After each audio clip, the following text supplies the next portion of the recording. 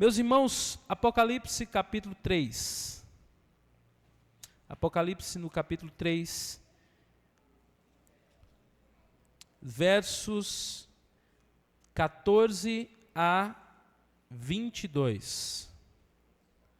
Apocalipse 3, versos 14 a 22. Diz assim: Ao anjo da igreja em Laodiceia escreva: Estas coisas diz o Amém, a testemunha fiel e verdadeira, o princípio da criação de Deus. Conheço as obras que você realiza, que você não é frio nem quente. Quem dera você fosse frio ou quente. Assim, porque você é morno e não é nem quente nem frio, estou a ponto de vomitá-lo da minha boca. Você diz: sou rico, estou bem de vida e não preciso de nada. Mas você não sabe que é infeliz. Sim, miserável, pobre, cego e nu. Aconselho que você compre de mim ouro refinado pelo fogo, para que seja de fato rico. Compre vestes brancas para se vestir, a fim de que a vergonha de sua nudez não fique evidente. E colírio para ungir seus olhos, a fim de que você possa ver. Eu repreendo e disciplino aqueles a quem amo. Portanto, seja zeloso e arrependa-te. Eis que estou à porta e bato. Se alguém ouvir a minha voz e abrir a porta, entrarei em sua casa, cearei com ele e ele comigo. Ao vencedor darei o direito de sentar-se comigo em meu trono, assim como também eu venci e me sentei com meu Pai em seu trono no céu. Quem tem ouvidos, ouça o que o Espírito Santo diz às igrejas.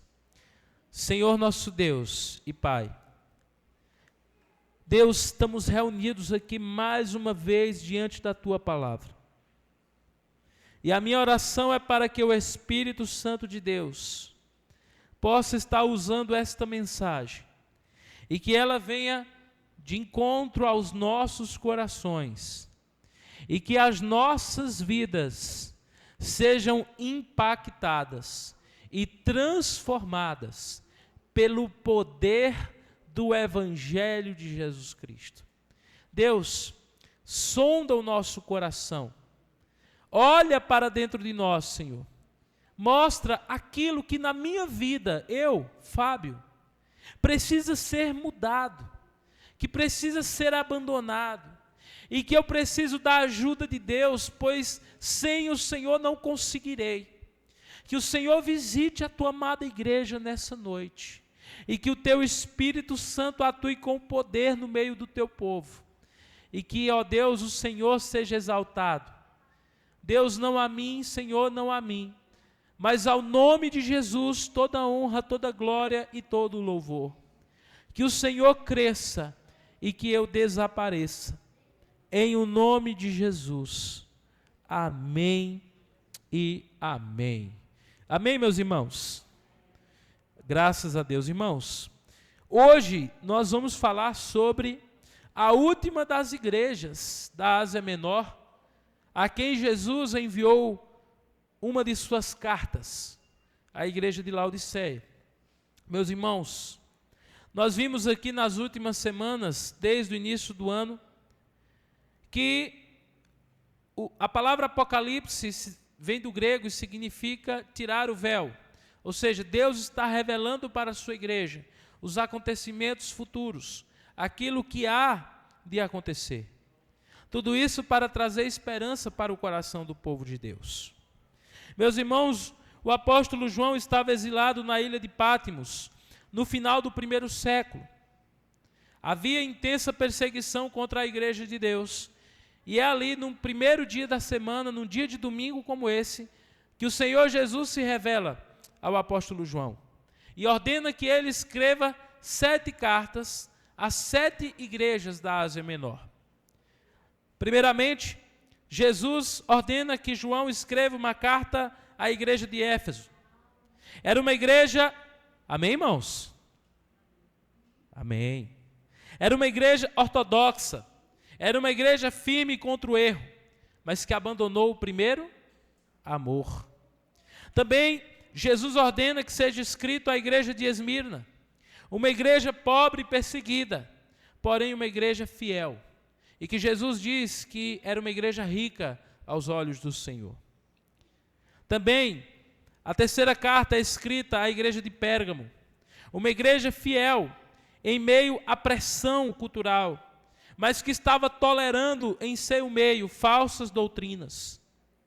A igreja de Tiatira, a igreja de Sardes, que tinha reputação de viva, mas que estava morta.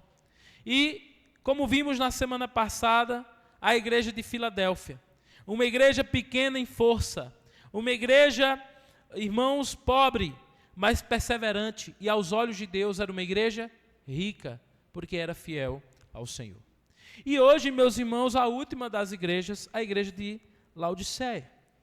Laodiceia, meus amados irmãos, era uma cidade grega que ficava no famoso vale do rio Lico.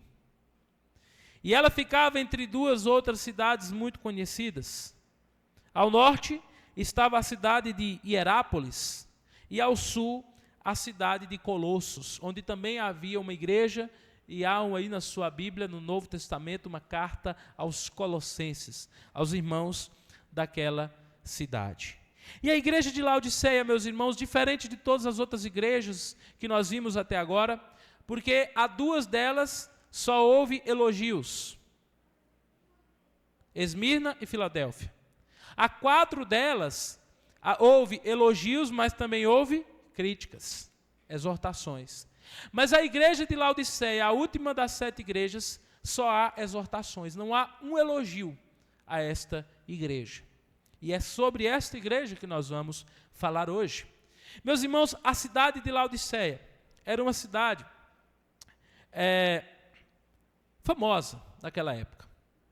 Essa cidade, anteriormente, ela teve um outro nome. Ela era conhecida como Diópolis, que significa a cidade de Zeus. Era uma cidade idólatra, uma cidade grega. Havia ali um templo enorme de adoração a Zeus, que era um deus da mitologia grega. E aquela cidade, meus irmãos, mudou para Laodiceia durante o reinado de Antíoco Epifânio. Diz que Antíoco Epifânio, durante as suas guerras, a luta contra essas cidades, ele destruiu a maior parte das cidades. Mas quando chegou o momento de enfrentar, de destruir a cidade de Diópolis, disse que a esposa de Antíoco Epifânio era uma mulher chamada Laodice. E Laodice ficou apaixonada por aquela cidade. Ela gostou tanto daquela cidade que ela pediu ao seu marido que a cidade não fosse destruída. E pediu ao seu marido que nomeasse aquela cidade em honra e homenagem a ela como Laodiceia. Só que tinha uma grande questão. A cidade era uma cidade muito fervorosa na sua religião, na adoração ao deus Zeus. Como que Antíoco conseguiria que aquela cidade mudasse de nome de Diópolis, cidade de Zeus, para Laodiceia? Ele tinha duas opções. Ele poderia destruir a cidade, subjugar, matar os seus habitantes e mudar o nome da cidade, mas aí teria um problema. Se ele destruísse a cidade, perderia justamente o encanto que a sua esposa teve pelas edificações, pelos prédios, por aquela cidade maravilhosa. Ou, em segundo lugar, ele poderia, de alguma forma, convencer os habitantes daquela cidade a mudar o nome de Diópolis para Laodiceia. Como ele faria isso? Então, Antíoco Epifânio, meus irmãos, usou uma estratégia. Ele começou a bajular os cidadãos de Diópolis. Ele enviou presentes, ele construiu grandes edifícios, ele começou a enviar muito ouro para aquela cidade, de forma que aquela cidade ficou muito rica, muito bonita. E eles foram, de certa forma, enganados, ludibriados pelos presentes, pelas bajulações de Antíoco, e aceitaram que o nome da cidade fosse mudado. Então deixou de ser Diópolis e se transformou em Laodiceia. É interessante, irmãos, que desde essa época, veja, aquela cidade que adorava a um Deus com D minúsculo, um Deus falso, um ídolo, que era Zeus, abriu mão da sua religião, abriu mão da sua religiosidade por causa do quê? Dos presentes, das riquezas, das bajulações. E é interessante que é isso que vai acontecer muito tempo depois, em relação à adoração ao Senhor Jesus. Aquela igreja, meus irmãos, estava abandonando o seu fervor, o seu amor por Jesus, a sua adoração ao Deus vivo e verdadeiro, por causa das riquezas, por causa da bajulação, dos presentes que o mundo estava oferecendo. E nós observamos isso ao olhar para algumas características daquela cidade. Em primeiro lugar, aquela cidade, meus irmãos, era um grande centro financeiro. Era uma das cidades mais ricas da Ásia Menor. Como eu disse, no ano 60 depois de Cristo, mais ou menos 30 a 40 anos antes desta carta, houve um grande terremoto de proporções devastadoras na região do Vale do Rio Lico. E esse terremoto, meus irmãos, destruiu a cidade de Laodiceia. Naquela época, o rei era Nero. Nero, então, juntamente com o Senado romano, prepara uma oferta de uma grande quantia, uma ajuda financeira para reconstruir a cidade de Laodiceia. Mas diz a história que Laodiceia recusou a ajuda do Império Romano e reconstruiu-se com os recursos próprios. Isso já mostra características daquela cidade. Era uma cidade de um povo orgulhoso, autossuficiente, e que retrata exatamente a linguagem do versículo 17. Se você puder observar comigo no versículo 17, diz assim, a palavra de Deus: você diz, eu sou rica. E era aquilo que aquelas pessoas daquela cidade pensavam a respeito de si próprio. Eles se consideravam ricos, autossuficientes. Outra característica, meus irmãos, daquela cidade, daquele lugar, é que ali havia um grande centro têxtil. Ou seja, ali eram confeccionadas boa parte das roupas que eram distribuídas por toda a Ásia Menor. Alguns historiadores vão dizer que aquela cidade era famosa por sua lã negra e brilhante. E com essa lã, eles produziam vestes ricas, vestes luxuosas. Mas é interessante, irmãos, que Jesus Cristo vai dizer para aqueles irmãos: aconselho-te que compre de mim roupas novas, para que não seja manifesta a vergonha da tua nudez. Apesar de ser um grande centro têxtil de moda da época, apesar de produzir roupas caras, aquela igreja estava nua diante de Deus. Outra característica, meus irmãos, daquela igreja é que ali havia um centro médico. Ali foi construída uma das primeiras escolas de medicina do mundo antigo. E naquela escola de medicina foi produzido, meus irmãos, um colírio, era um colírio em pó, que ele era utilizado para problemas oftalmológicos, problemas oculares. E é interessante que Cristo vai usar essa característica para dizer: unge os teus olhos com colírio para que vejas. Mostrando que, apesar de naquela cidade as pessoas virem de longe para tratarem a cegueira física, eles eram cegos espiritualmente. Outra característica que vai ser mencionada por Jesus aí nesse texto era o problema daquela cidade com a água. Lembra que eu falei que a cidade ficava no Vale do Rio Lico?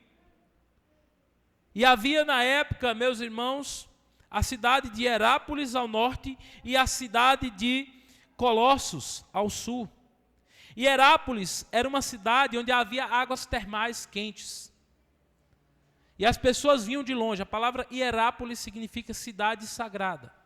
Eles acreditavam que aquelas fontes termais eram um presente dos deuses para curar as pessoas. E haviam essas fontes termais de água quente na cidade de Herápolis. No sul havia a cidade de Colosso. Ali haviam águas frias e puras. Laodiceia, meus irmãos, no entanto, não possuía fonte própria. As águas chegavam àquelas cidades por arquedutos, e ao chegar estava morna e com resíduos minerais desagradáveis ao paladar. Na minha pesquisa para estar aqui hoje, eu estava ouvindo um estudioso, intérprete do Novo Testamento e arqueólogo, e ele falou que até os dias de hoje, as águas de Laodiceia, elas são insalubres, ela é uma água desagradável ao paladar. E Jesus vai usar essa realidade para ilustrar a condição espiritual daquela igreja. Ele vai dizer que aquela igreja era uma igreja morna. Meus irmãos, que coisa terrível é quando uma igreja ela se torna morna espiritualmente. E é sobre isso que eu gostaria de falar com os irmãos nessa noite, sobre o perigo de nos tornarmos uma igreja morna, de abandonarmos verdadeiramente esse amor por Jesus, essa convicção de fé no Evangelho, e nos tornarmos apenas uma estrutura religiosa. Meus irmãos, em primeiro lugar, no versículo 14, acompanhe comigo. O Senhor Jesus, ele diz: ao anjo da igreja em Laodiceia, escreva: estas coisas diz o Amém, a testemunha fiel e verdadeira, o princípio da criação de Deus. Quem que está dizendo essas coisas, irmãos? O próprio Senhor Jesus. É interessante, meus irmãos, que ele vai se apresentar aqui como sendo o Amém, a testemunha fiel e verdadeira e o princípio da criação de Deus. Isso demonstra a autoridade de Jesus sobre todas as coisas, pois ele criou todas as coisas. E também demonstra que o fim de todas as coisas está ligado à pessoa de Jesus, pois ele voltará para julgar todos os homens, vivos e mortos. Ele é o Amém. E uma coisa maravilhosa, irmãos, das 7 cartas, eu não sei se você, durante esses últimos 7 domingos, observou isso. Em todas as 7 cartas, elas começam falando a respeito de quem? De quem, irmãos? De Jesus. Ela começa falando a respeito de Jesus. Todas as cartas começam lembrando a igreja de quem Jesus é. Meus irmãos, um dos maiores perigos para a vida espiritual de uma igreja é esquecer quem Jesus é. É esquecer quem é a pessoa de Jesus. Você conhece a pessoa de Jesus? A Bíblia diz que a vida eterna é essa, conhecer a Jesus Cristo, seu único Filho.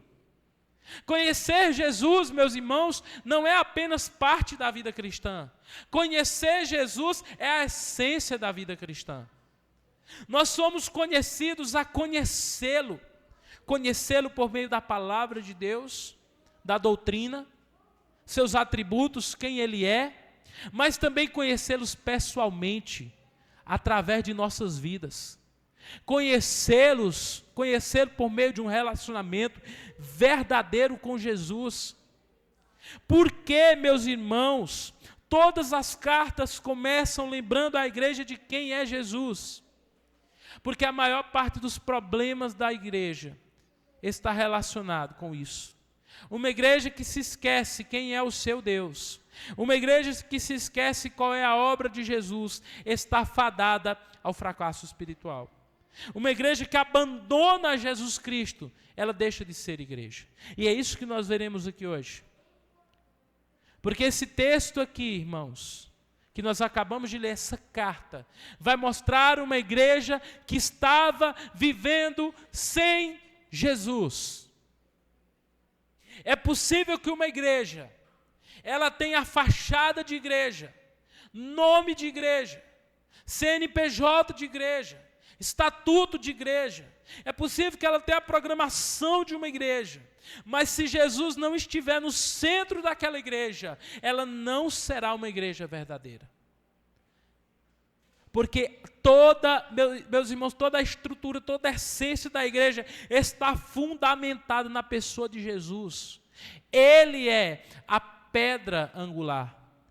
Se nós abandonarmos a Jesus, se nós nos esquecermos de Jesus, nós deixaremos de ser igreja.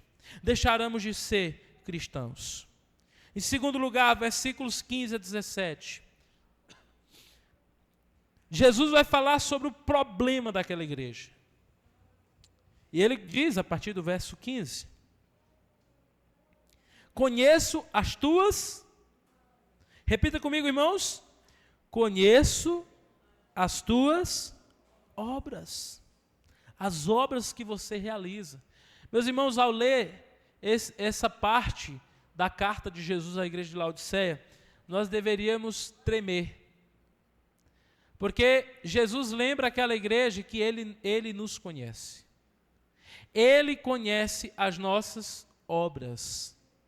Meus irmãos, Jesus conhece tudo o que nós fazemos. Jesus conhece os locais aonde nós andamos. Jesus sabe onde nós temos colocado as nossas mãos. Jesus sabe o que tem saído dos nossos lábios. Jesus conhece aquilo que nós temos visto. O Senhor Jesus, irmãos, sabe os nossos pensamentos. O Senhor sabe aquilo que nós temos lido, aquilo que nós temos ouvido. O Senhor conhece o histórico de navegação do nosso celular, do nosso computador. O Senhor conhece, meus irmãos, o que nós fazemos quando ninguém mais está olhando. De forma que nós podemos ter a boa aparência espiritual. Mas o que de fato importa não é a nossa aparência espiritual. O que de fato importa é quem nós somos diante de Jesus. Porque Ele nos conhece. Ele nos conhece plenamente, meus irmãos. De fato que nós não conseguimos nos esconder. Nós não conseguimos montar um personagem. Nós não conseguimos, meus irmãos, estarmos ocultos diante daquele que tudo vê, que conhece o nosso coração, que conhece a nossa vida. Ele conhece o nosso lar. Ele conhece a nossa família. Ele conhece o nosso trabalho. Ele conhece quem de fato nós somos. E ao conhecer quem nós somos, Ele sabe também aquilo que precisa ser transformado em nossas vidas. Conheço as tuas obras. E qual era o problema da igreja de Laodiceia, irmãos? Em primeiro lugar, o problema da igreja de Laodiceia era a morneza espiritual. Não sei se essa palavra existe, né? Morneza. Se não existir, a partir de agora existe um neologismo, né? Mas se existir, está valendo. Ele conhecia a morneza espiritual daquela igreja. E ele diz no verso 15, que nem és frio, nem é quente. Quem puder trazer uma água aí para mim, tá bom? Por favor, não traga morna, traga uma água fria para mim. Então, nem és frio, nem quente. É interessante, irmãos, que água fria, ela refresca, né? A água morna, como a água de Hierápolis, ela cura. Mas a água quente, como a água de Hierápolis, cura. Mas água morna causa náusea. Causa náusea. A ideia aqui, irmãos, ao olharmos para esse texto, é que aquela igreja, ela não era nem perseguida, nem perseguidora. Ela não era nem ortodoxa, nem herética. Na verdade, aquela igreja era uma igreja apenas indiferente. E uma das piores coisas que nós podemos ser em relação a Jesus é sermos indiferentes. Porque a indiferença revela um coração longe de Deus. Obrigado, meu irmão, você já se percebeu como uma pessoa indiferente para com Jesus? Nós temos que tomar muito cuidado com a indiferença, meus irmãos. Nós temos que tomar muito cuidado quando nós estamos no piloto automático. Há um grande perigo. Aquela igreja era uma igreja religiosamente ativa. Era ativa. Mas espiritualmente ela era uma igreja insensível. Insensível. Meus irmãos, como é perigoso sermos indiferentes em relação a Jesus. Romanos capítulo 12, verso 11. Vamos dar uma olhada, Romanos 12, 11. Nos diz assim a palavra de Deus. Eu quero que os irmãos leiam comigo. Vamos lá? Quanto ao zelo, não sejam preguiçosos, sejam fervorosos de espírito, servindo ao Senhor. Um dos grandes perigos da vida cristã, meus irmãos, é quando nós deixamos de ser zelosos com as coisas de Deus. É naquele momento que parece que, quando se trata das coisas de Deus, de qualquer jeito está valendo. De qualquer jeito está valendo. O texto de Romanos diz, irmãos, para nós sermos fervorosos de espírito ao servirmos ao Senhor. Efésios capítulo 5, versículo 14. O apóstolo Paulo escreve àquela igreja de Éfeso, a primeira das 7 igrejas, a quem é dito: tenho, porém, contra ti uma coisa, que abandonaste o primeiro amor. E o apóstolo Paulo, anos antes, escreve: desperta, ó tu que dormes. Ó, desperta, ó tu que dormes. Meus amados irmãos, nós temos que tomar muito cuidado com a indiferença. Indiferença em nosso relacionamento com Jesus. Indiferença à vida devocional. Indiferença em relação à comunhão, quando nós somos indiferentes com os irmãos. Indiferença em relação ao serviço na igreja, na obra do Senhor. Estas indiferenças revelam algo muito perigoso. Mornidão espiritual. Que nós possamos tomar muito cuidado com isso. Jeremias capítulo 48, verso 10. O profeta Jeremias diz ao povo daquela geração: ai daquele que fizer a obra de Deus desleixadamente. Nós devemos tomar muito cuidado, irmãos. O pastor Mark Dever, em um de seus livros, ele diz que igrejas não morrem apenas por heresia. Muitas igrejas morrem por apatia. Apatia. Nós temos que tomar muito cuidado. E você sabe o que é que leva uma pessoa à apatia? O que é que leva um cristão que já foi empolgado com as coisas de Deus à apatia, à mornidão, à indiferença com as coisas de Deus? Eu vou dizer para você, porque está muito claro nesse texto. Amor ao mundo. O amor ao mundo, meus irmãos, as coisas deste mundo, nos levará à apatia espiritual, a desleixo espiritual. Nós vamos ser remissos no nosso fervor, no nosso zelo pelas coisas de Deus. Amor ao mundo. Jesus nos fala que ninguém pode servir a 2 senhores, porque se nós amarmos ao mundo, nós vamos deixar de amar a Deus. Se nós amarmos a Deus, nós vamos deixar de amar ao mundo. O apóstolo João, em uma de suas cartas, ele diz: não ameis o mundo, nem o que no mundo há. Porque se alguém ama o mundo, o amor do Pai não está nele.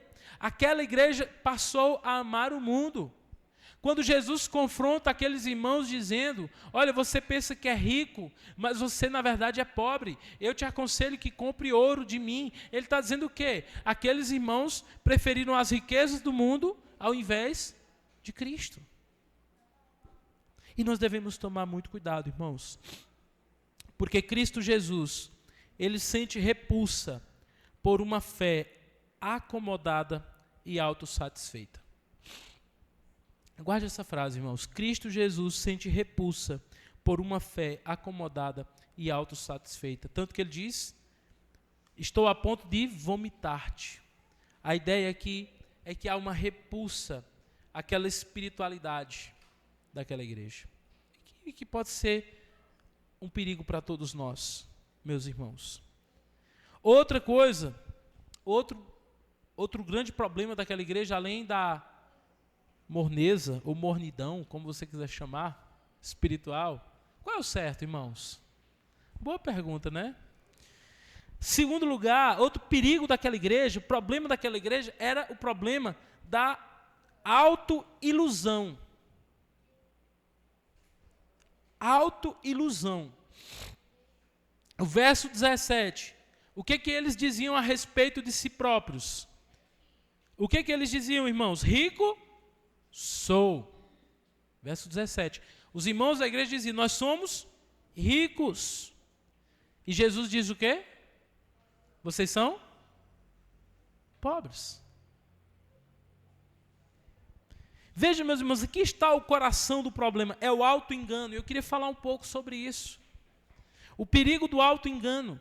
Jeremias 17:9 diz que o coração é mais enganoso que qualquer outra coisa, e sua doença é incurável. O nosso coração é enganoso. Você pode repetir comigo? Diz assim, ó, o meu coração é enganoso. Você não se esqueça disso. Muita gente vai dizer aí fora, ó, siga aquilo que está no seu coração. Ou vai dar tudo certo, siga o seu coração. Siga, meu irmão, para você ver o seu coração. Se você não vai se arrebentar. Porque a Bíblia diz que o nosso coração é enganoso.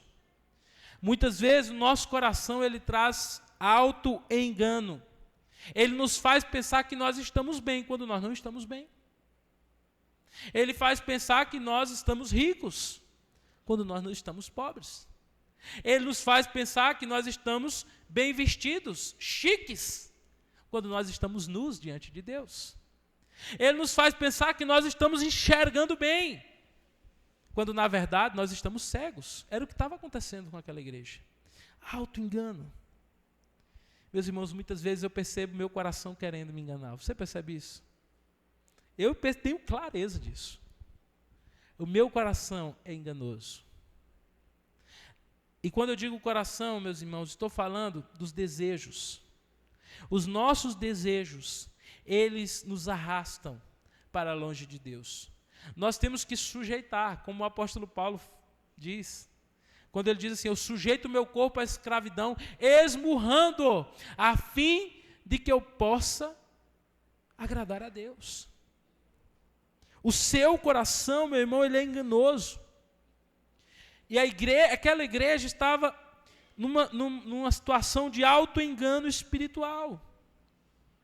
Muitas vezes, irmãos, nós somos enganados. Eu quero trazer algumas passagens bíblicas para mostrar como nós somos enganados. Tiago 1:22. Sejam, pois, praticantes da palavra e não apenas ouvintes. O quê? Enganando a si mesmos. Isso aqui é o chamado auto-engano. É quando a gente ouve a palavra e a gente não coloca em prática. A gente está se auto-enganando. Muito pior do que você ser enganado por alguém é quando você começa a entrar no auto-engano.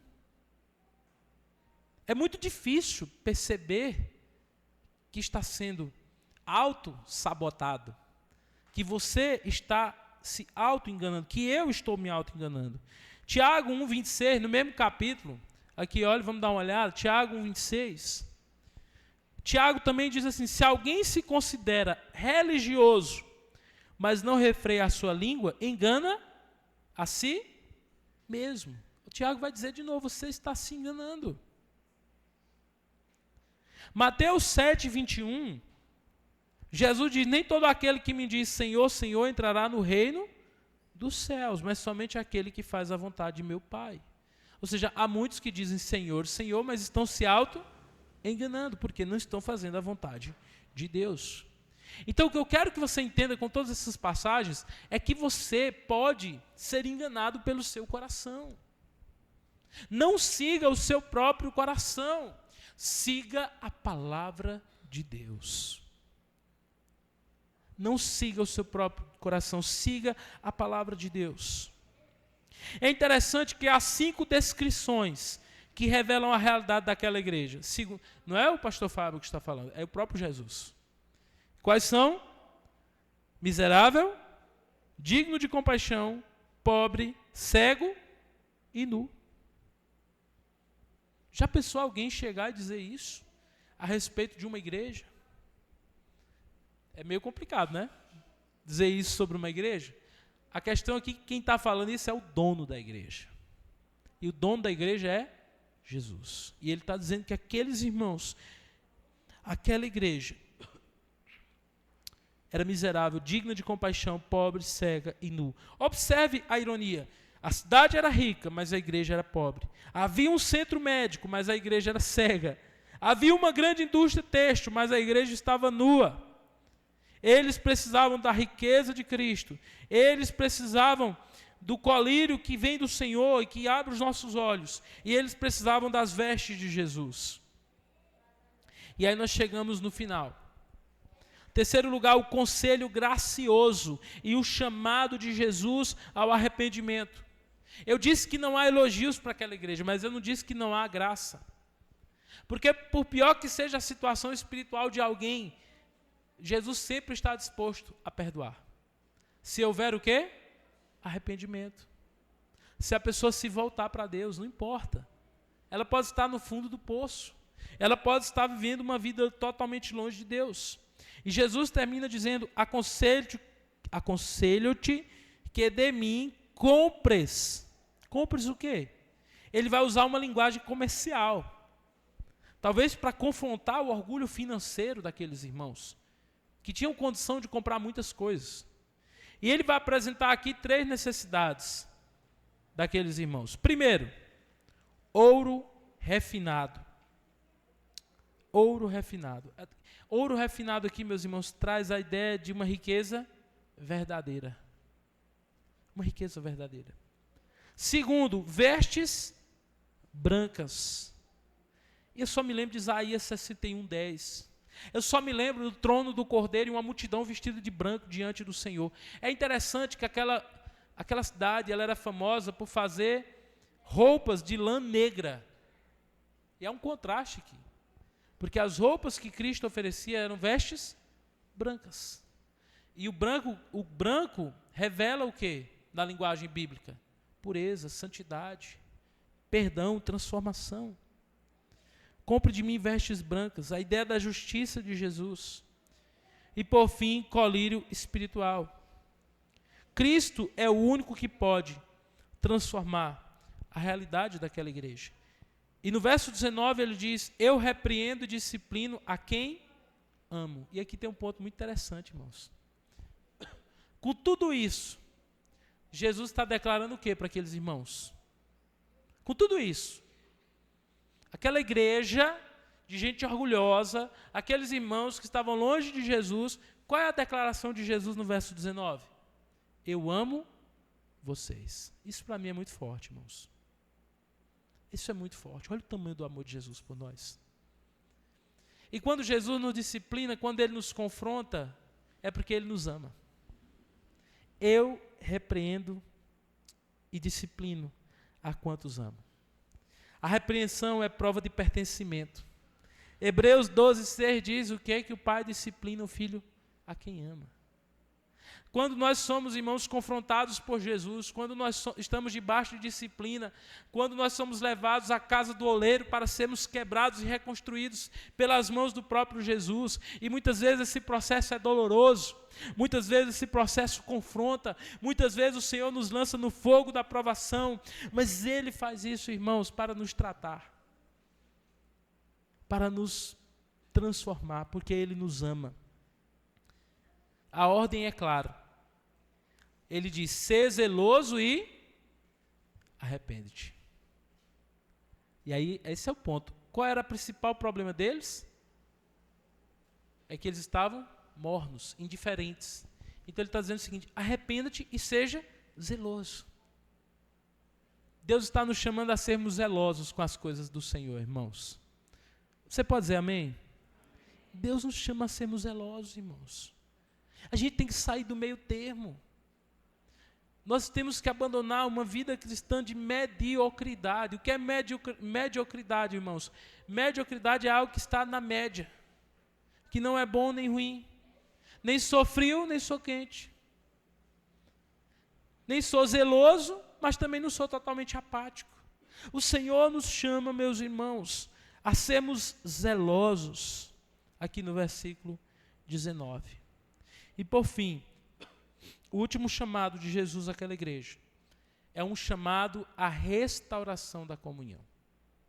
Eu não sei como é que está a sua vida com o Senhor.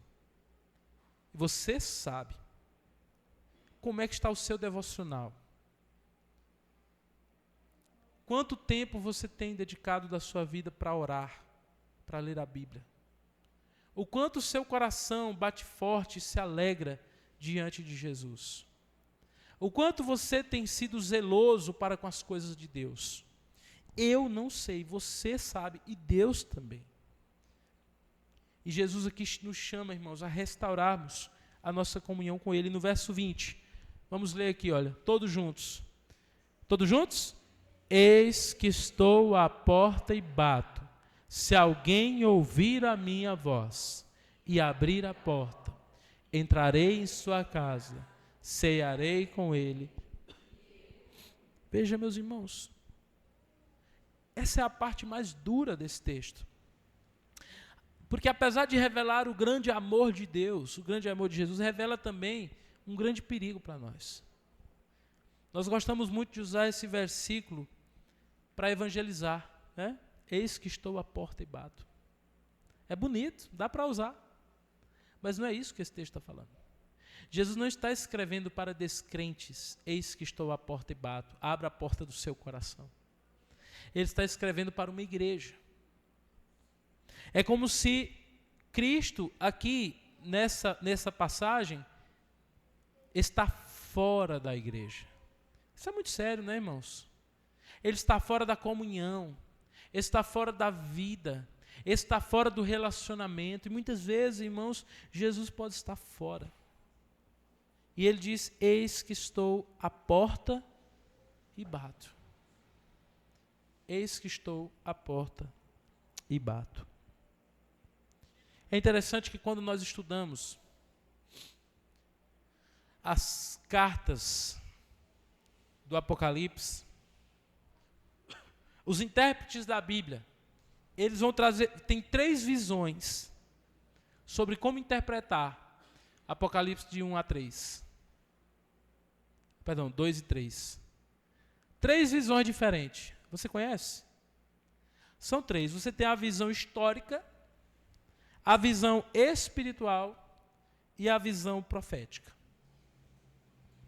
A visão histórica, quem é adepto da visão histórica diz que aquelas cartas elas foram escritas apenas para aquelas 7 igrejas naquele contexto histórico. Então haviam 7 igrejas e Jesus escreve para aqueles irmãos e aquela carta foi escrita tão somente para eles, para aquelas 7 igrejas.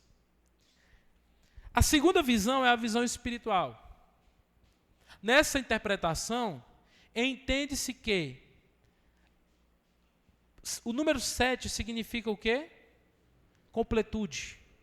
Então, essa carta, ela é escrita para 7 igrejas da Ásia, mas ela também é escrita e aplicada à realidade de qualquer igreja, em todos os tempos na história.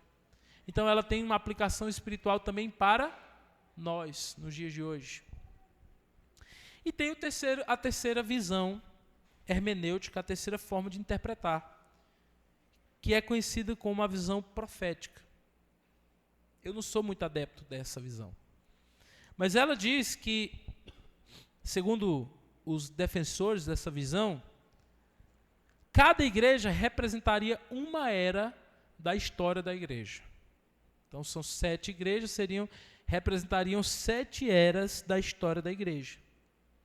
E essa última, que é a Laodiceia, seria a última era, antes da vinda de Jesus. Porque se o número 7 representa perfeição e completude, então representaria toda a história da igreja. E aí tem um ponto interessante. Se de fato fizesse sentido isso, quando nós olhamos para 7 cartas, nas 6 primeiras, Jesus sempre vai dizer o quê? Eu virei. Não sei se você prestou atenção nisso. Eu virei. Então, está sempre no futuro. Virei. Quando chega na última carta, aqui no capítulo 3, a igreja de Laodiceia, ele não diz mais que virei. Agora ele fala o quê? Eu estou à porta e bato. A ideia de que ele está chegando. E faz algum sentido se nós observarmos o que o próprio Jesus disse, que nos últimos dias o amor de muitos esfriaria. Então, essa última igreja é justamente aquela que não recebe nenhum elogio, só repreensão. É uma igreja morna, fria, indiferente no relacionamento com Jesus, e que Jesus está dizendo, olha, abre a porta. Porque, meus irmãos, em todas as eras da igreja, nunca houve, meus irmãos, uma tendência tão grande e um perigo tão grande de amarmos o mundo. Hoje o mundo nos oferece tantas coisas, irmãos. Nós vivemos em um tempo de qualidade de vida, de conforto, de produção de riqueza que nunca houve na história. Nunca houve na história. Mas ao mesmo tempo nós observamos como que o amor por Jesus tem esfriado. O quanto muitas vezes nós temos negado o nosso relacionamento com Jesus. O quanto muitas vezes nós temos tempo para tudo e não temos tempo para Deus. Dentro da nossa família, na rotina da nossa casa, nós temos agenda para tudo. Escola, trabalho, entretenimento e tudo, mas são poucas as famílias que têm um culto doméstico, que têm um tempo de buscar o Senhor. Na agenda do crente tem tempo para tudo, mas o crente não tem mais tempo para ir para um culto de oração durante a semana. Nós vivemos tempos difíceis, meus irmãos. Mas há um chamado à restauração da comunhão. E nesse chamado à restauração da comunhão, no verso 20, Jesus diz, eis que eu estou à porta e bato. Todos juntos? Vamos todos juntos, irmãos? Se alguém ouvir a minha voz. Espera aí. Olha só, se alguém ouvir a minha voz. É interessante, meus irmãos, que essa voz de Jesus, ela precisa ser ouvida. Quando nós saímos de casa para vir à igreja, sentamos nesses bancos para ouvirmos a palavra de Deus, nós temos que ter a expectativa de que a mensagem que está sendo proclamada, a mensagem que está sendo lida, por ser a Bíblia inspirada pelo Espírito Santo de Deus, e ser ela completamente de Gênesis a Apocalipse, a palavra de Deus, nós temos que ter a expectativa de que Jesus fala por meio da Bíblia. E que se Jesus fala por meio da Bíblia, nós temos que ouvir a voz de Jesus. Nós temos que abrir bem os nossos ouvidos e o nosso coração para ouvirmos o que Jesus está querendo falar ao nosso coração. Como diz lá em Hebreus, se hoje ouvirdes a minha voz, não endureceis o vosso coração. Nós temos que tomar muito cuidado, irmãos, para que a mensagem de Jesus, a palavra de Jesus, não entre pelo ouvido e saia pelo outro. Nós somos chamados a ouvir a voz de Jesus, mas não é só ouvir a voz de Jesus, porque às vezes a gente ouve, mas nós somos chamados também ao quê? Vamos ler todos juntos? E abrir. E aqui tem um ponto interessante. Eu fiquei refletindo o que significa esse abrir a porta. Porque às vezes a gente ouve a palavra, a gente sabe que Deus está mostrando algo na nossa vida que precisa mudar. A gente sabe o que é que Deus está apontando na nossa vida que precisa ser transformado. A gente sabe o que está errado, a gente sabe o que é que precisa de mudança. Mas a gente não abre a porta. Esse abrir a porta, meus irmãos, envolve muita coisa. Envolve, primeiro, reconhecermos que estamos errados. Abrirmos mão do nosso orgulho. Quantas vezes nós estamos precisando de ajuda? Quantas vezes há problemas espirituais graves em nossa vida, mas a gente não quer abrir a porta. A gente não quer abrir a porta para Jesus entrar e transformar. A gente não quer abrir a porta para que irmãos, servos de Deus nos ajudem. Abrir a porta muitas vezes é confessar pecados. Abrir a porta muitas vezes é reconhecer uma dificuldade. Abrir a porta muitas vezes é buscar a ajuda da igreja. Abrir a porta muitas vezes é confessar para o seu cônjuge um pecado que você sabe que está afetando o seu relacionamento com Deus. Às vezes a gente ouve a voz de Jesus, mas não vai lá e não abre a porta. Meus irmãos, eu quero convidar você não somente a ouvir a voz de Jesus, mas a abrir a porta para que o Senhor possa transformar a sua vida. Porque Deus é poderoso, meus irmãos, para transformar aqueles que se quebrantam diante da sua presença. Eu entrarei em sua casa, cearei com ele e ele comigo. O Senhor quer entrar. Na verdade, Ele tem todo o poder e autoridade para fazer isso. Mas o pecado faz separação entre nós e Deus. A indiferença nos afasta de Deus. A frieza nos afasta de Deus. Esse é o chamado do Senhor, para que nos arrependamos de nossos pecados e nos voltemos para Jesus. Amém? Em um tempo em que muitos cristãos estão completamente desanimados no seu relacionamento com Deus. O que nós vemos hoje, irmãos, nós vivemos um ambiente muito sério. Vou dar um exemplo disso. Nós vivemos uma onda agora que tem sido muito comum, que é a onda dos desigrejados. Então, tem algumas pessoas que dizem, olha, eu gosto de Jesus, mas não gosto do fã-clube.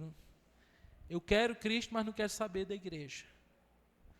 Isso revela uma espiritualidade, meus irmãos, muito doentia, autossuficiente, egoísta. Isso também revela um coração que se endurece diante do Senhor. Nós somos chamados a abrirmos a porta. Abrirmos a porta para que Jesus entre e transforme as nossas vidas. Não sou eu que estou dizendo isso, está aqui na palavra de Deus. É escrito a uma igreja. E aí, por fim, será que existe alguma área em nossa vida que a gente não abriu a porta? Porque tem isso também, né? Às vezes a gente é muito seletivo no nosso relacionamento com Deus. A gente quer que Jesus venha e entre na nossa vida. Mas a gente não entrega o chaveiro completo da casa.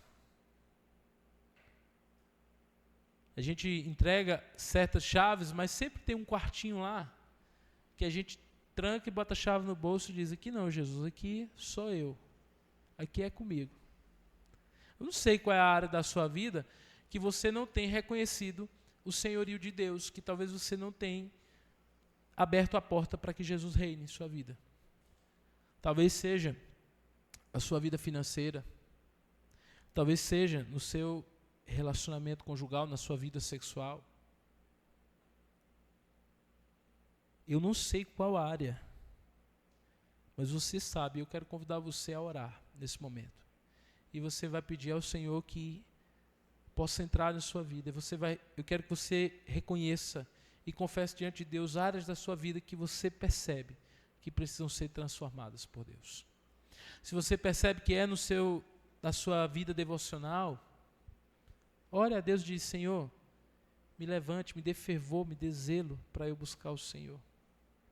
Se você percebe que tem pecados, você sabe, aqueles pecados ocultos, como o irmão Rosalvo apresentou aqui os pedidos de oração. Pecados que muitas vezes nos separam de Deus, nos afastam de Deus. Pecados na área financeira, pecados na área sexual. Muitas vezes pecados que a gente sabe que tem minado o nosso relacionamento com Jesus, que tem fechado a porta para que Jesus possa reinar e abundar em nossa vida. E é o momento também de você reconhecer e confessar ao Senhor. Vamos orar? Queria chamar você a orar ao Senhor. Senhor nosso Deus e nosso Pai, eu quero pedir ao Senhor que em nome de Jesus nos ajude. Começar em mim, Deus, se houver áreas da minha vida, Senhor, situações onde eu não tenho honrado o Senhor, talvez portas que eu ainda tenho insistido em fechar para Deus. Senhor, em nome de Jesus, eu abro essas portas diante do Senhor e eu peço que o Senhor transforme, que o Senhor me ajude, que o Senhor me abençoe. Eu também peço pelos meus irmãos em Cristo, meu Deus. Que o Senhor esteja abençoando cada irmão que está aqui nesta noite. E que a palavra do Senhor, que foi pregada nessa noite, possa ecoar em nossos corações. A voz de Jesus que diz: eis que estou à porta e bato. Que o Senhor nos abençoe. Que o Senhor nos transforme. Ó Deus, em nome de Jesus, Senhor. Que nenhuma porta, que nenhuma área de nossa vida esteja, Senhor, separada, esteja desalinhada, esteja desconectada com aquilo que o Senhor quer para nós. Deus, desperta o nosso zelo, que nós possamos comprar de Ti, como diz o texto bíblico, ouro refinado, vestes brancas e colírio espiritual. Que o Senhor abra os nossos olhos, que o Senhor transforme a nossa vida, que o Senhor mude a nossa história, Senhor. Que o Senhor traga, ó Deus, revestimento do Senhor sobre a minha vida e sobre a vida dos meus irmãos. Aquilo que tem sido obstáculo, aquilo que tem nos impedido de viver plenamente a vontade de Deus. Que o Senhor esteja, Senhor, retirando isso de nossas vidas, Pai. Ó Deus, se houver, meu Pai, irmãos aqui, Senhor, que porventura, meu Deus, tem pecado contra o Senhor, não tem honrado o Senhor em sua vida financeira, em seu trabalho, em seu casamento, em sua vida sexual, meu Deus. Aquilo que tem nos afastado do Senhor. Ó Deus, quer seja a avareza, quer seja, meu Deus, o egoísmo, a falta de perdão, a pornografia, ídolos que se levantam e tentam ocultar, minar o nosso relacionamento com Deus. Meu Deus, tira tudo isso da nossa vida em nome de Jesus.